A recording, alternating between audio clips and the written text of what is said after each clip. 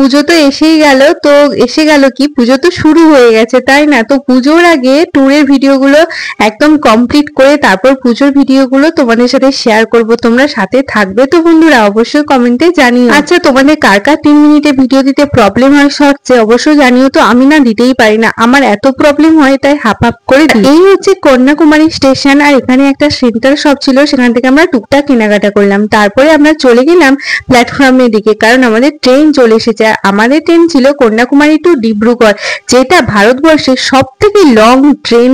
অনেকেই হয়তো জানো, বাট অনেকে জানো না। আর এখানে প্ল্যাটফর্মে এত সুন্দর লাগছিল, বেশ ফাঁকা ফাঁকা প্ল্যাটফর্মটা, তারপর ওয়েদারটাও ছিল দারুণ।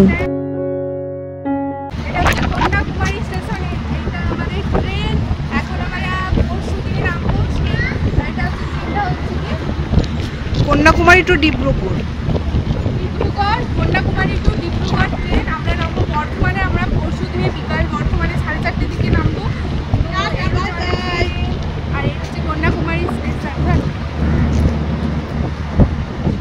তো আমাদের ট্রেন কিন্তু ছেড়ে দিয়েছে, তো চলো দুর্গা দুর্গা বলে আজকের জার্নিটা শুরু করা যাক। আজকের জার্নিটা ছিল কন্যাকুমারী টু খড়গপুর।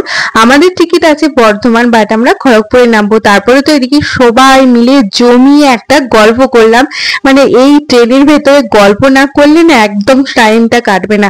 তারপরে এদিকে ঝালমুড়ি মেখে নিয়েছি, তারপরে আবার এক পালি আমরা গল্প করেছি। আর এখন কিন্তু আমাদের রাতের ডিনার করা কমপ্লিট হয়ে গেছে, এবার হচ্ছে যে শুয়ে পড়বো।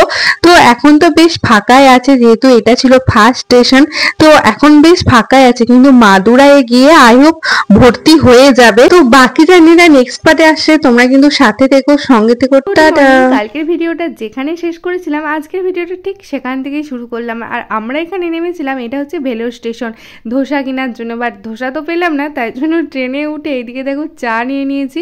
আর চা খেতে খেতে বেশ ভালোই এনজয় করলাম। তারপরে আমাদের সকালে টিফিনেও দিয়ে দিয়েছে অনেক কিছু, মানে তারপরে টিফিনটা কমপ্লিট করে আমরা আবার বসিয়ে দিয়েছি একটা গল্পের আসর। এইদিকে হচ্ছে আমাদের বড়দের গল্পের আসর, আর এইদিকে হচ্ছে পুচকে বাটির গল্পের আসর। আর এই বাচ্চারা দেখতে পাচ্ছ, ওরে বাপ রে বাপ, এত দুষ্টু কি আর বলি। তো যাই হোক, এরকম করেই সারা দিন রাতটা কাটিয়ে দিলাম, সেগুলো আর ভিডিও করি না, ভালো লাগছিল না।